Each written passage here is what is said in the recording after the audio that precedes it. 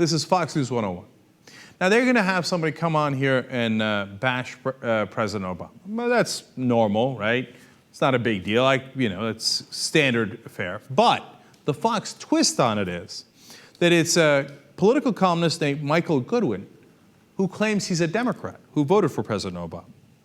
By the way, he's also a writer for the New York Post, which also happens to be owned by News Corp. What a wild coincidence. Let's see what this Democrat has to say about President Obama.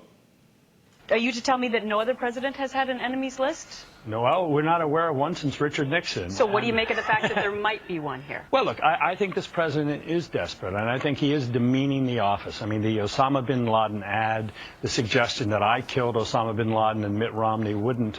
I mean, it is so distasteful, and it is very much against what President Obama himself warned against, and we don't spike the football. That's why he wouldn't show the pictures of the corpse of Osama bin Laden. If he didn't authorize it, if he doesn't like it, there's ample opportunity for him to say so. We have to assume that he not only authorized it, that he likes it. And I think that is, in many ways, Gretchen, just a classic example of what's wrong with this presidency.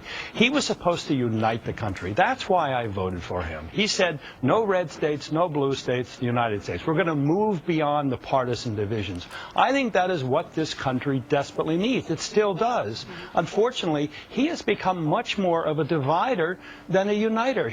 Said the fraud on Fox News Channel. No, Fox News isn't the divider. The president is the divider. I hope you can sleep at night with all the money that News Corp funnels your way, Michael Goodwin, as you pretend to be a Democrat. Now, just because you're a Democrat doesn't mean that you can't criticize the president.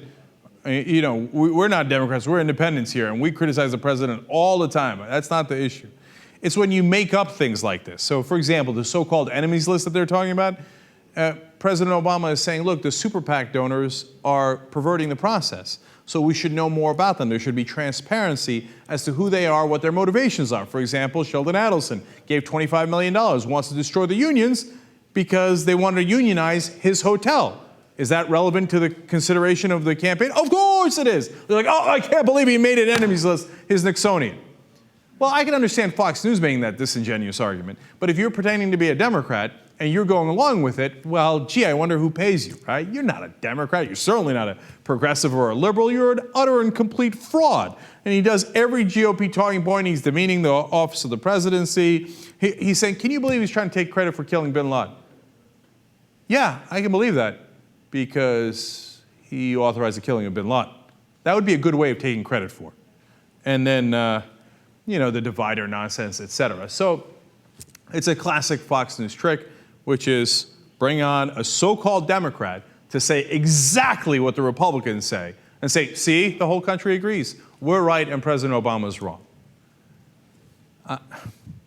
I hope they pay you enough, Mr. Goodwin, for being the unbelievable, corrupt sellout that you are.